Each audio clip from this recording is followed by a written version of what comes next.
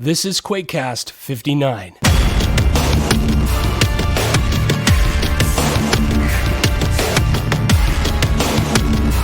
Hi, I'm Dump Truck DS. Welcome to the Quakecast. Our guest today is Juzley, who has released The Punishment Due, which is a fantastic 5-map mini episode using the Copper mod, and we'll talk in depth about all of that.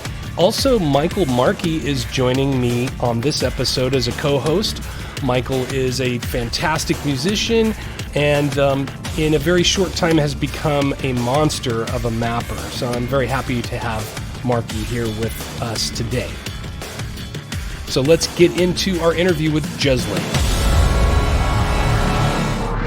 Probably got a PC around 96, I think, end of 96, probably Christmas. And I remember seeing a lot of Quake in magazines, and I picked it up. I think I got the shareware version. But I didn't get massively into it. I probably, didn't even complete the whole thing. And then kind of similar for Quake 2 when that came out. Like, I liked it. I played enough like online to that was the best of my school friends, but like not actually any good.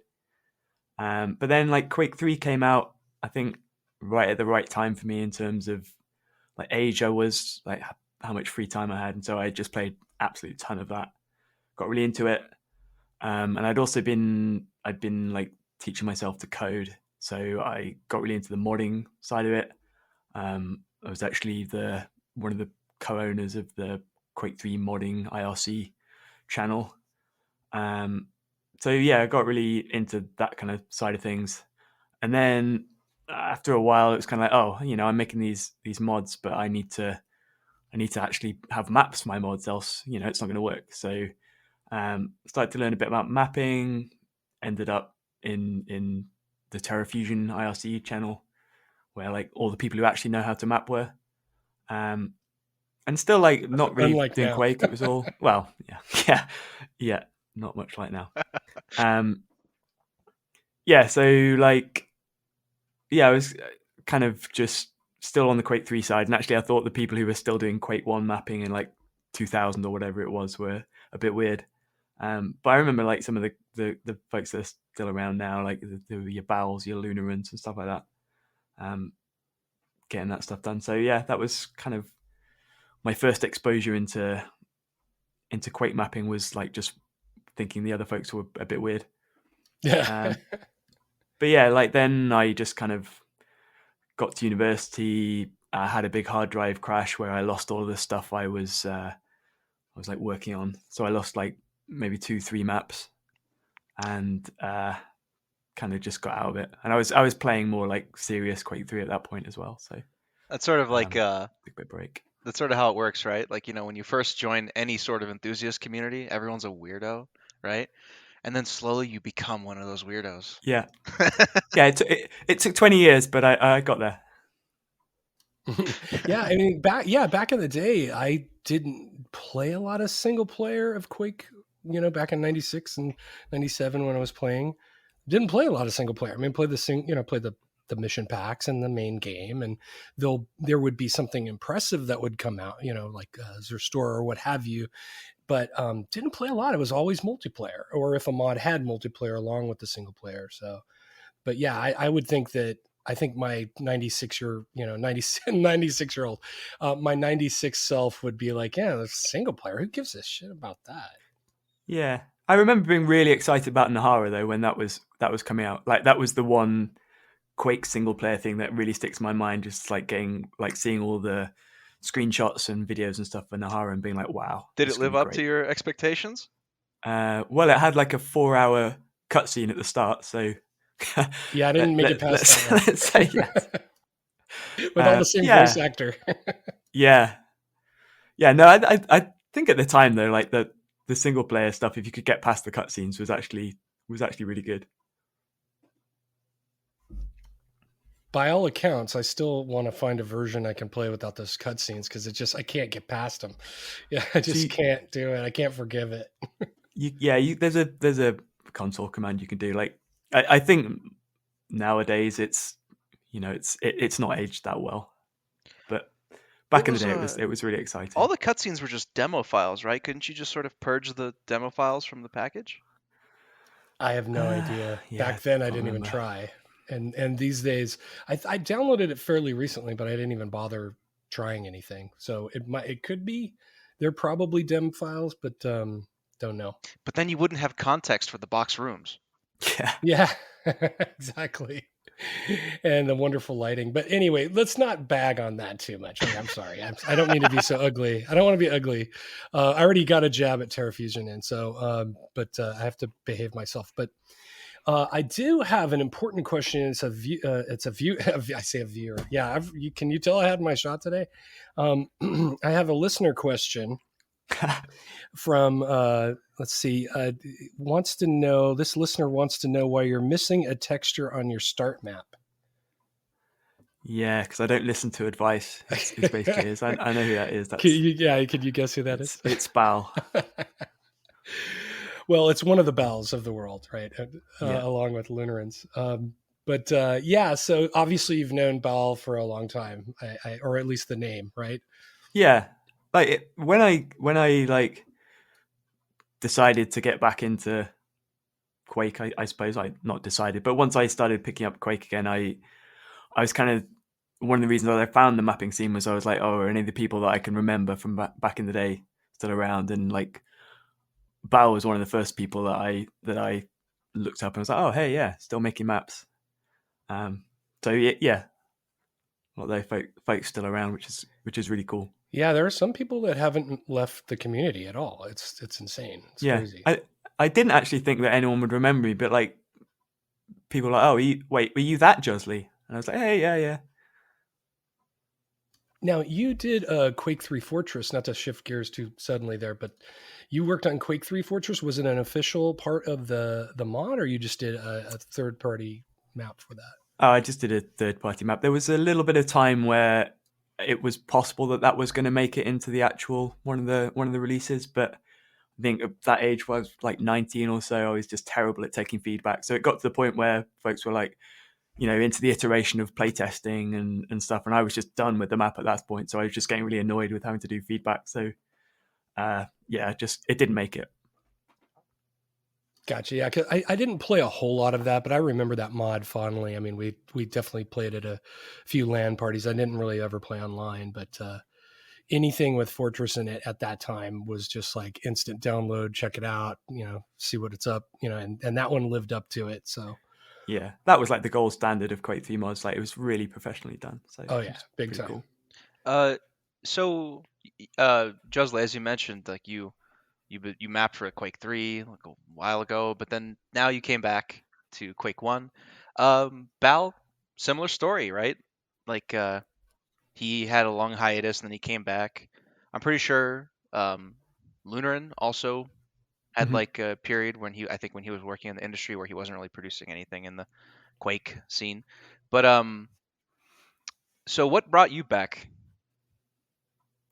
So I was kind of like a random mishmash of stuff, really. Like I ended up playing Wrath. I can't remember why. For some reason, I found Wrath, and I actually started making a Wrath map because I was like, oh, hey, this is Quake Engine. I know how to map for that. And so I came up with this huge, ambitious layout for a Wrath map and spent probably 2 months just like hammering on this thing. And then I was like, oh god, this is not good. I'm just like getting nowhere, burning myself out. So I was like, I'm going to make a really quick Quake map just to, actually get something done, finished. And so that was what became my AD Juz map, AD Juz 1. And at that point, I'd finished playing Wrath and liked making a Quake map, liked the feeling of like releasing something. So I carried on from there, really.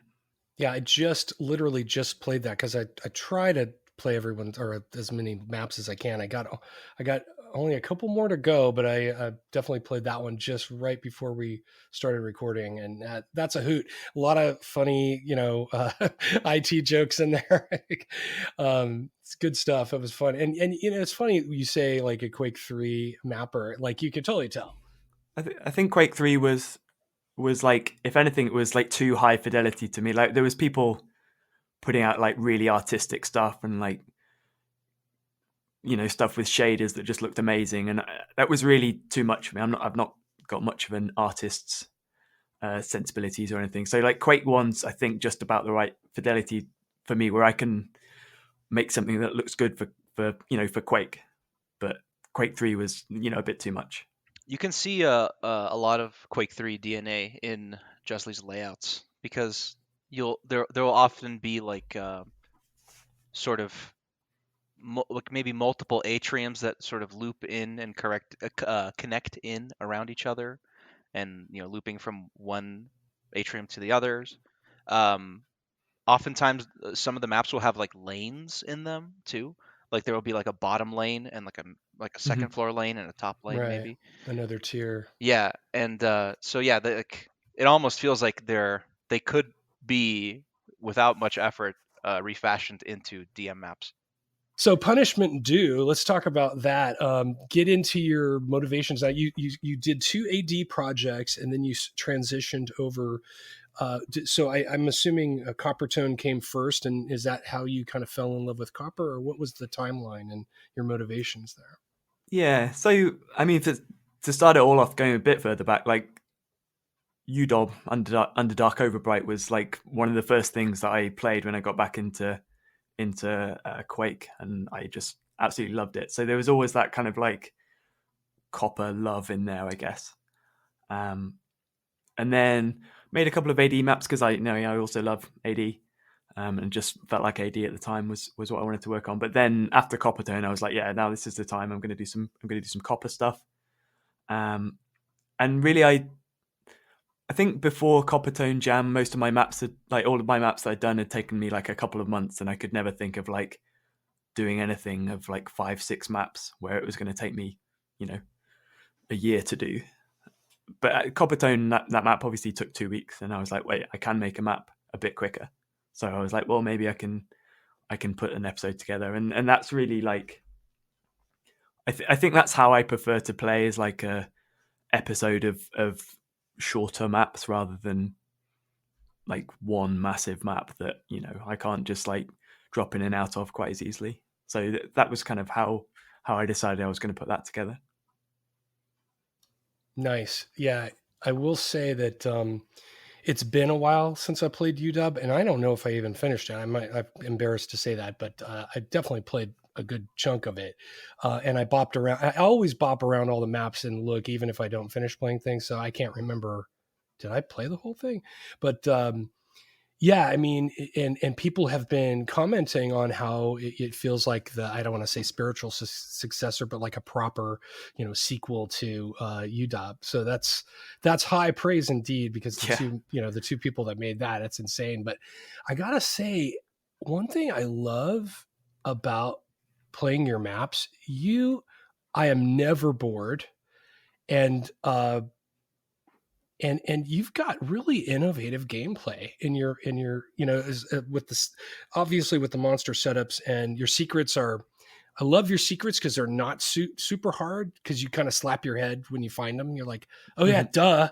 It should be right there. That's where the secrets should be. And it's very instinctive. I don't know. I don't know if anybody else thinks that way, but I will definitely go back to 4 and try to find all the secrets I missed, because I was kind of, I don't know if that's my favorite one, but it's definitely one of my top 2 maps in the pack. And that was just a blast. I had to break it up into 2 sessions, but it was a big button hunt, and I kind of sighed when it started. I'm like, oh God, yeah, button hunt. Okay, cool. Here we go. But it's so amazing. There's so many tricks and turns. And then, as you open up the map, it's just giant sprawling thing that just keeps surprising you. So kudos on the setups and innovation and gameplay. Markie, what do you think about? You've got much better insights than I do on that stuff. So I was going to ask, speaking of UDOB 4, what on earth inspired you to do that giant funk train wall that you have to shoot the buttons as it moves around quickly? That was amazing. Yeah. I can't remember really. I kind of thought, I was just reading through the Copper manual on the funk train stuff. Sorry, I said UDOB 4. I meant to say pun 4. I knew what you meant. Yeah, so I was just kind of reading like some of the Copper manual on how you can lock different path corners and stuff and get trains moving in different directions, and it just kind of, I don't know, just happened naturally when I was playing around with it. Yeah, Pun 4 is quite a marvel, I would say, just because non-linear maps are really hard to do. Because a lot of times you can consider a map as, or any sort of like Quake or Doom map or something. It's almost like there's a story to it, like a script, but in terms of like how the gameplay flows and how it connects, and that's where the pacing arises from, and the rising drama and the tension and stuff like that. So when you have a non-linear map, you completely break that mold, where at any point the player could be experiencing like your script, right? And then they could just turn around and just leave and just go somewhere else. And just it's like starting and just you're in the middle of an episode of Seinfeld, and then you just, oh, you know what? I'm gonna watch. I'm just gonna pause right here and just start up an episode of Friends, right? So it's like, how did you go about like reconciling that aspect of like pacing? Like, yeah. It was very tough for me actually, because I think naturally I really want to control like every aspect of how a fight's going to play out. Like, I don't even like to have monsters following paths before you discover them, because I'm like, well, you never know at what point of the path they're gonna run, like the player's gonna meet this monster and stuff like that. So yeah, it was I don't really know what I ended up doing really. I just kind of try to keep each area separate, and so you can have that level of control in each different room without everything spilling out too much into the other rooms. But I don't know. I don't think I would call Pun 4 a huge success in terms of that kind of thing. It kind of, there's definitely been some comments of like, there's a lot of filler in here, which I can kind of see. There's some rooms where you just like, you're fighting some Hell Knights and stuff, and it's pretty unexciting. But that's sort of the appeal of a nonlinear map, is that you as a mapper kind of have to throw caution to the wind in that regard, and it's sort of up to the player on whether or not, or how much enjoyment they draw from the experience, right? A nonlinear map sort of asks the player, almost forces the player to immerse themselves into it if they're going to enjoy it. Yeah, true. To be honest, I would never have made Pun 4. They were all going to be kind of similar. Like Pun 3 would probably be the most complex one, and then I played Mazu's Jump Jam map, where you're finding all the different, I can't remember what it was. Engineering Mania, yeah, that's an incredible map too. And I was just like, wow, it just blew my mind, and I just like had to make something that tried to be like that, and that was about the time when I was ready to start Pun 4. So I was like, okay, I'm going to give this a shot. One of the things that makes UDOB really great, which also makes Pun really great, is that both UDOB and Pun, the mappers of those respective projects, they establish a sort of communication. They establish a communication with the player, right? Where they'll be like, "This is what my secrets are like." Like, Dump Truck just mentioned earlier how your secrets are really satisfying because they're never too hard to find. Then you're like, "Oh yeah, that's where it's supposed to be." A lot of that comes from you having a healthy communication with the player, and establishing this is the kind of stuff I like to do. I'm going to do it more in the next map, more in the next map, more in the next map. So putting all that stuff sort of leads up to Pun 4, and that's why I think it works. Pun 4 would not work in a vacuum. If it was like a solo release, it could be frustrating. But as a part of an episode, especially deep into the episode, when it's sort of, we get you at that point. I think like Lunaran had to do that in UDOB, because he was doing this thing where he's trying to introduce his copper mod, and he's like slowly building it up and up. And I just like the way that ended up.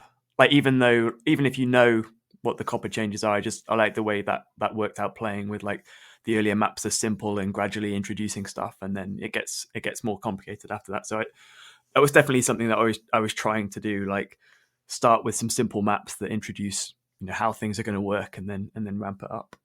So how did you plan, like specifically, how did you plan that map out? Did that just organically keep growing off and just arms, or did you sketch this out? I mean, was it all planned on paper and you just executed, or? Was it So improv? yeah, Markie has seen me map, and I think he said something like, "I can't work out how your maps come together because I look at you and there's just lots of random brushes everywhere," which is like it. My mapping is chaos. I have an incredibly short attention span, so I'll work on an area for a few minutes, and then I'll have like something pops into my brain, and I'll be like, "Oh, over here I could do this," and then I'll go and work on that. And it actually happens to me in all like all things I do, like at work where I write code. I'll be writing some stuff, and then something pops into my head, and I'll go and do something else, and then sometimes I forget to come back to the initial thing, so I just find like half finished lines everywhere, and that's kind of like pun 4 is I guess the pinnacle of that way of mapping is that I work on a bit, and then I'm like, oh, this could connect to this like this, and then you come around here, and so it's like there's no real planning to it. It's just kind of iterating as you go, and I think that means that things take quite a long time, because I do end up like redoing a lot of stuff where I'm like, this didn't quite work out. I'm gonna have to go back and change it. And I don't really block out either, so a lot of the times it'll be throwing away pretty much fully detailed stuff where I'm like, okay, it didn't work out. Oh wow. Yeah.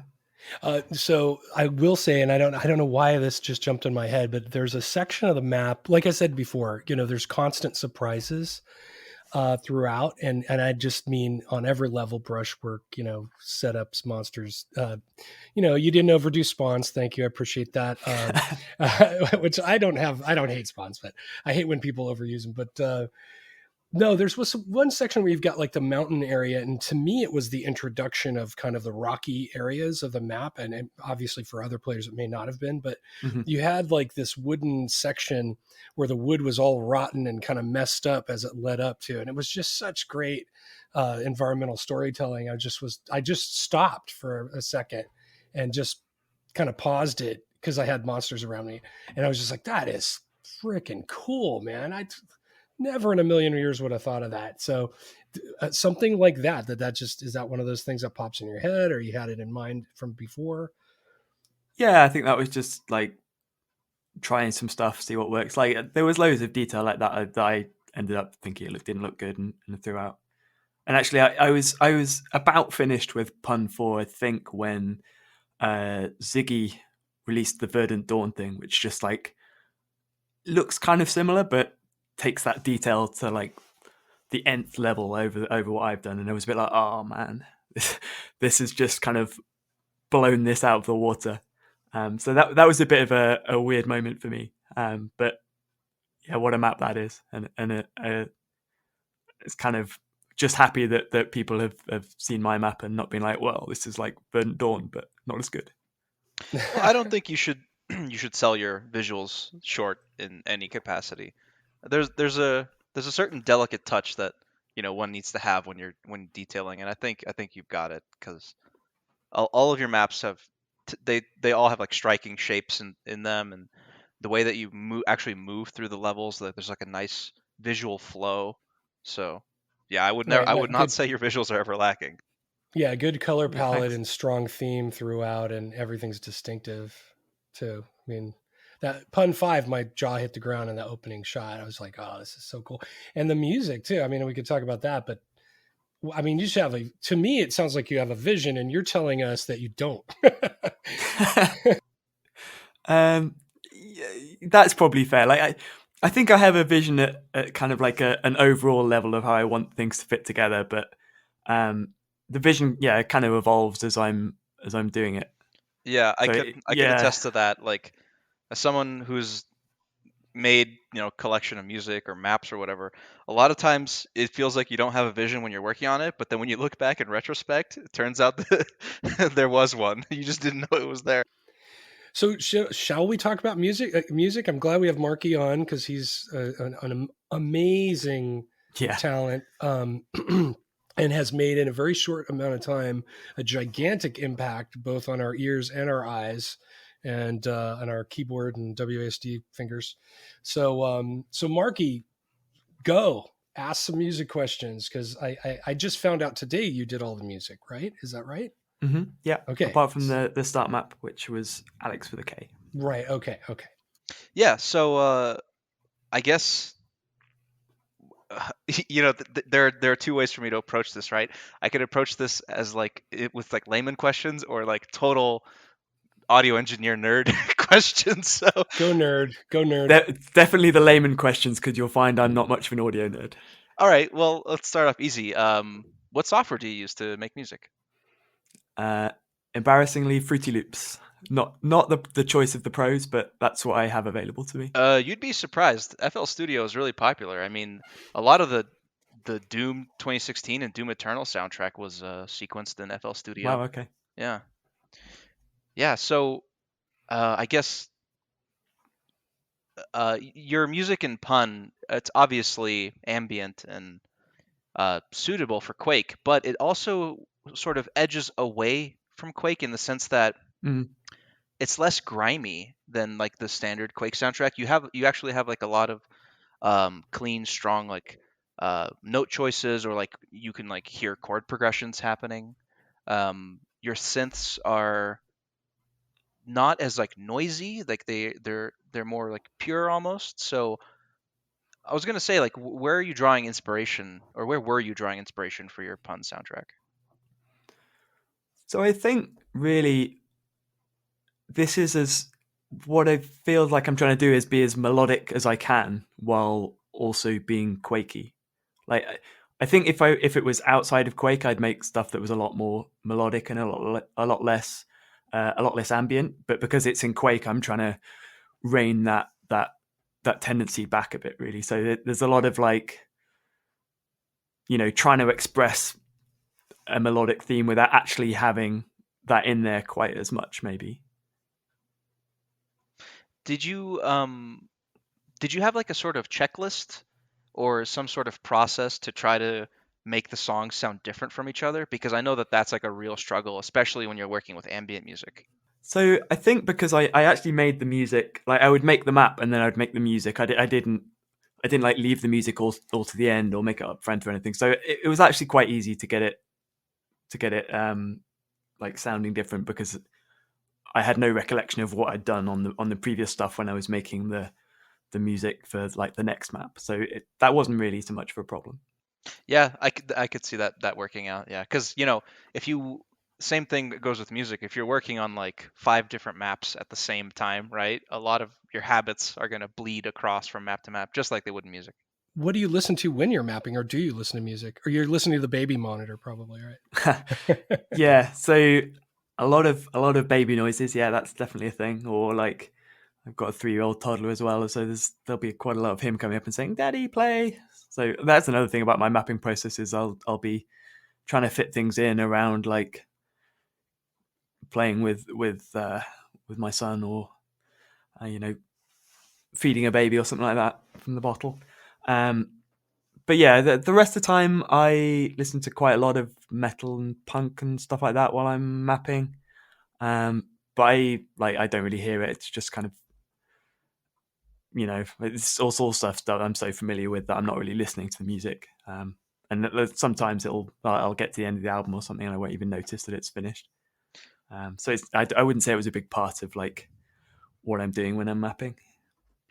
This is sort of a derail, but speaking of family and stuff, did and the times, of course, did COVID have any impact on how much you've been mapping or how you've been mapping?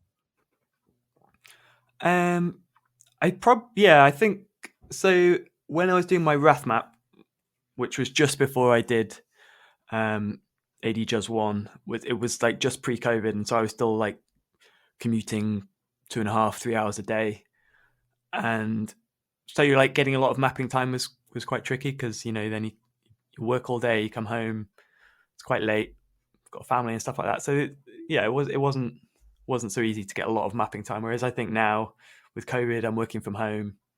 I've suddenly gained 3 hours back that I can spend actually focusing on the map for quite a long chunk of time. That's been slightly offset by, as been mentioned, I've got like a 10-week-old baby now, so it's a bit offset, but definitely COVID has helped my mapping focus, I would say. For a moment there, I thought you were going to say I've definitely gained some COVID weight because I have. But I thought you were going to go there. God, me too. I have definitely gained some COVID weight. Yeah, that is true. So now the reaction to pun. First of all, it came out of the blue. For me, I think other people around knew what was going on, but kind of came out of the blue, and the reaction has been really great. Now, tell me, what's it like to look on Funk message board and get the reaction you got? Yeah, I mean, it's been pretty amazing. It's been quite exciting. I was a bit surprised, really. I know from like the feedback from the people who were playing the beta versions and stuff that people liked it, but I wasn't expecting like quite as much positive reaction as it's got. And it's certainly to hear people say, this is like spiritual successor to UDOB is almost a bit embarrassing for me, and I'm kind of hoping that Lunaran doesn't hear that or doesn't play it. One of the two. But yeah, it's been quite surprising how positive everyone's been about it, and I've been really pleased. Oh, Lunaran, I don't know him well, but I know he's a team player and a good sport too. So I don't think he would feel that way at all. Oh yeah. I have a currently unreleased map that I designed to punish the player. No pun intended. No pun intended on that either. Um, I I designed a map recently, or I finished a map to punish the player as much as possible. Just the most difficult, grueling experience ever. And I made Lunaran play it on hard, and his feedback was great because he said, I really appreciate that this map exists. not not to say that he or rather, maybe he didn't expressly have a great time with it because of how mean it was, but he sees the intrinsic value in things. It's really funny. It took me 3 maps in to realize all the titles were puns. Yeah, that just shows you how sharp I am. But anyway, I had a good time looking at the titles. But yeah, so Let Them Eat Quake was a kind of a co-venture between Fairweather and yourself, and kind of I knew that was a Fairweather map because it had some hallmarks of their work, and great always great stuff too. So how was it? What was it? Was this your first kind of collaboration with someone? Yeah, so definitely first collab, and the way that came about was I was initially, so the whole point of the thing initially was I was going to remake my Coppertone map, like expand on it a bit and make that as part of the project. And I was talking to Fairweather about that, and they were like, I don't know how I feel about that. Why don't you, I'll throw a map in there for you. And so the original plan where they were going to do like the whole thing. But then they're working really hard at the moment, didn't have time. So what ended up happening was the main like big meaty encounters in Puntu and kind of the visual style were set up by Fairweather, and then I came in and kind of like almost overlaid a layout on it and did the kind of the boring bits that are plugging those big encounters together were mine. And I think that really shows that Fairweather's bits are like really like signature style. So it's pretty cool that like I feel like I've had a mark on that map, but it's like still really you can play it and see that that's a Fairweather map. It's always nice when in any creative field when people can tell a work is yours. It's yeah, for sure. if you got your own signature touch on something, then it definitely shows that creator has had a lot of growth, right? Because initially, I think most of us start out imitating our heroes in some capacity, and then once we start deviating from that to do our own thing, that's when you truly speak through your work, right? And I think that really shows through through with Punt, because I get people making the UW comparisons. I do think that some of the comparisons are very surface level because maybe the texture palettes are similar in some spots, or maybe the lighting is similar or something like that. But to me, they all feel through and through like thorough Juzley experiences. I don't know. Yeah, and I will say, yeah, thematically, those you said you used the words grunge earlier, and those the UW was, from what I recall, it was messed up. It was like Quake had been abandoned for a long time, and we're rediscovering old maps. That's what it kind of felt like. And I will say, with the exception of kind of a couple sections in Pun 4, I didn't feel that. So they definitely feel distinctive.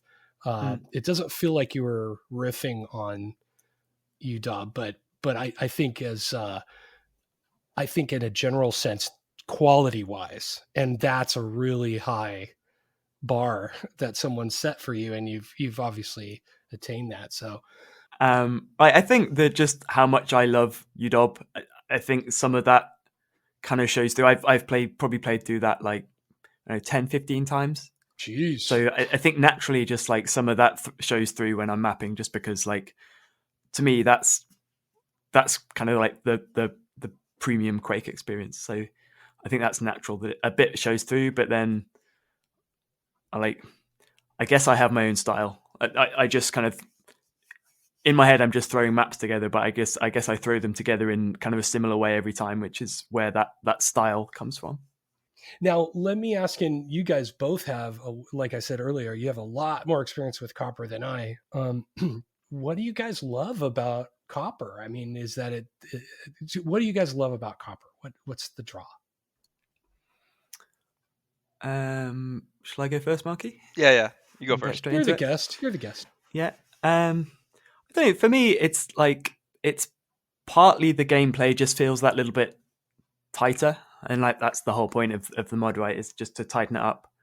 And partly just like the mapping experience is feels really clean as well. Like everything feels like all the entities fit together in a way that feels like they've been designed, rather than kind of let's add this, let's add this, let's add this, which just appeals to me as like as a software engineer. It appeals to me like the way everything fits together and feels like it's actually a piece of software. Yeah, it shows a lot of restraint on the coding side because, now that I can kind of look at Quake C and understand what I'm looking at, I get what he was doing, what Lunarin was doing there, and it is really elegantly done. It's not overdone. He Yeah. did exactly what he needed to do. It was like a scalpel, as opposed to like a shovel, like Prog's dump. It's a shovel, and Lunarin was like a scalpel, kind of cutting out the bad bits and the gristle. And I think actually like AD is almost too much for me. Like I can't. I like as some people played my Quake 3 DM7 remake, and I just like thrown every monster in there, and they're like, you gotta pick a set of monsters and stick to that. And I just find it really hard to have so much choice of things to do. I would say, for me, I really like copper because I think it brings out the best in a lot of the maps that are built on it. In my opinion, Quake actually has kind of a strict design, not dictated by any maps or mappers, but just dictated by how the game is actually programmed. Right, the way monsters interact. Um, with the player, the way the weapons interact, the distances that certain monsters are effective, the way you can introduce monsters to the player, all these different things like that. I feel like at its core, Quake um, is a really simple game and works at its best when approached in really simple surface level interactions, right? Um, so typically, I think that a lot of fluff, like I amongst friends, I always make fun of like like funk like funk breakable like breakable is such like a ubiquitous thing. It's in every mod, right? But there will be times where I feel like it was like really poorly misused, and it really muddied the communication between the mapper and the player, which I feel is like key in a level's design, is that communication between the mapper and the player is sacred and it cannot be corrupted, because then you start getting weird bad habits coming from the player. Maybe they're hitting, you had like a wood plank be breakable somewhere in the map, so now the player's smacking every piece of wood in the map and ruining the experience for themselves in that regard. Or you get a lot of weird knock-on effects if you're not really careful with all of the extra bells and whistles, right? And Copper just sort of throws all that in the bin and says that's not necessary to make good Quake. This is all you need to make good Quake. And I really appreciate that. The quality of life improvements just in the FGD from the mapper side are very nice. And of course the weapon rebalance too. Like there's the subtle weapon rebalance is excellent in my opinion. Yeah, I just think that it's just Quake on its own, vanilla Quake is perfectly suitable to make the best shit you've ever seen in the game. And Copper just polishes that up a little bit, just sprinkles a little bit of, a little bit of powdered sugar on it. Yeah, I agree. I agree with everything. I mean, you guys just said. I mean, it's certainly tight is the best way to kind of describe the Copper mod. It's tight, and the Quake C is tight. The visuals are tight. Just those small kind of MDL ammo boxes, little simple things like that all add up. It's very cool. I had a freaking thought. I'm sorry, guys. I'm a space cadet. It's gone. It's long gone. So Juzley, whenever I can't think of a question to ask, I always kind of ask, well, what is next? Can you talk about are you taking a break? Are you chomping at the bit to do some more things? Are you going to try different things? What's next on the agenda? So I'm involved in a couple of packs that will be hopefully coming out this year. Just single maps in those. And then I don't know really. I'll probably take stock after that and see where I'm at.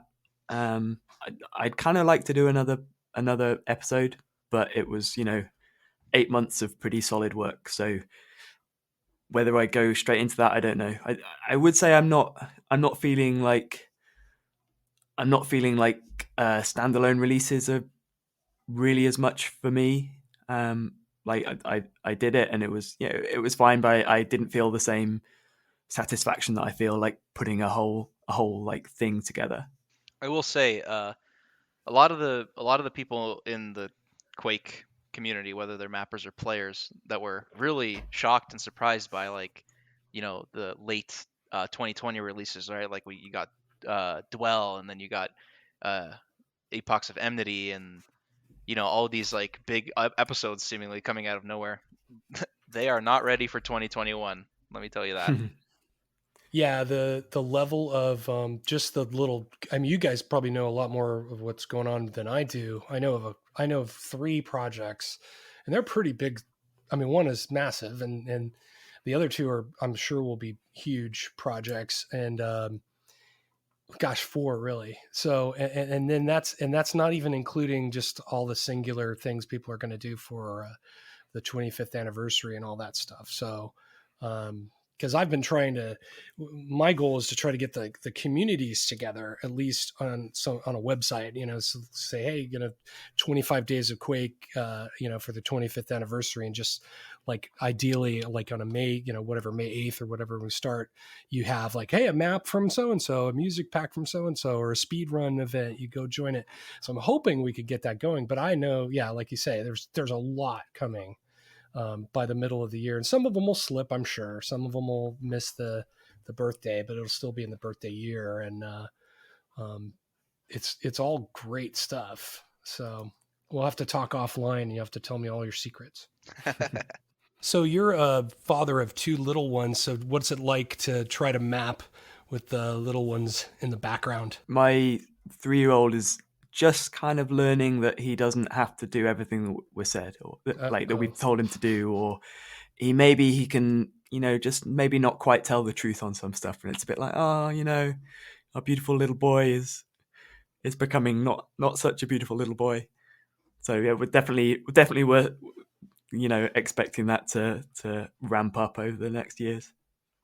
Well, and it's got to be tough. I can't even imagine being a parent during COVID, where you lockdowns and things like that. I mean, God, I'm so lucky because I have a separate space to work in, And so I can get away from everybody and just work quietly. But I've got buddies at work that have little ones like you do. And I just, oh my God, I couldn't imagine.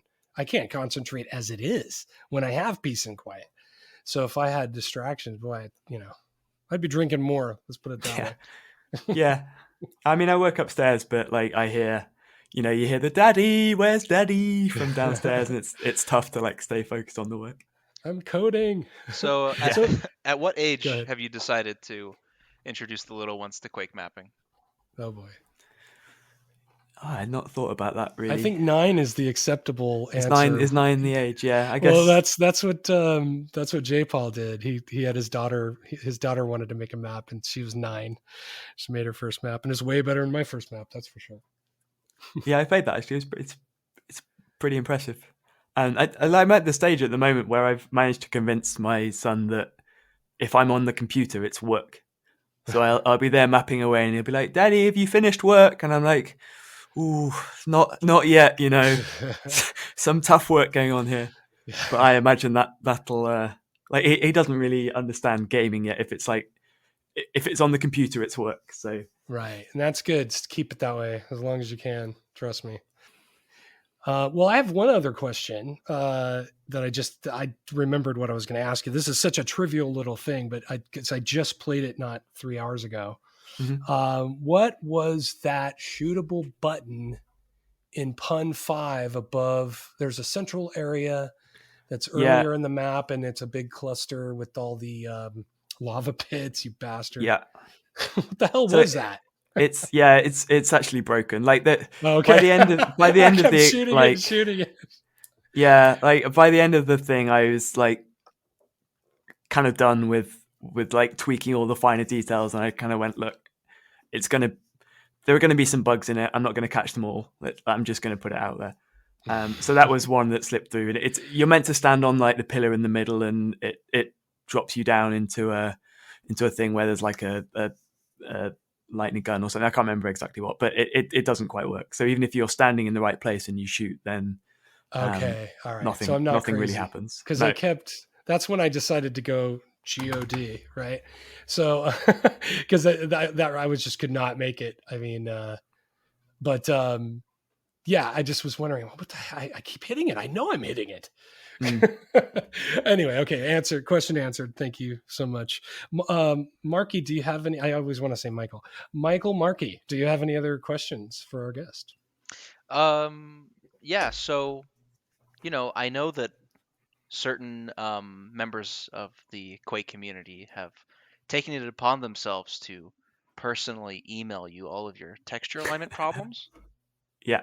So, do you plan on fixing those? Probably not, just because like I think if certain websites didn't have a versioning thing going on, then I would be more inclined to go through and fix all the things. But I kind of like it, just like, this is what it is, guys. I'm not going to keep patching this thing because I want to move on to new stuff. You're not going to George Lucas it? Yeah. No. That's it for this episode. Thank you so much for being a loyal listener to the Quakecast. We appreciate it. Thanks to Michael Markie for being co-host and for his fantastic music. And thanks to Juzley for stopping by virtually. We'll catch you on the next episode.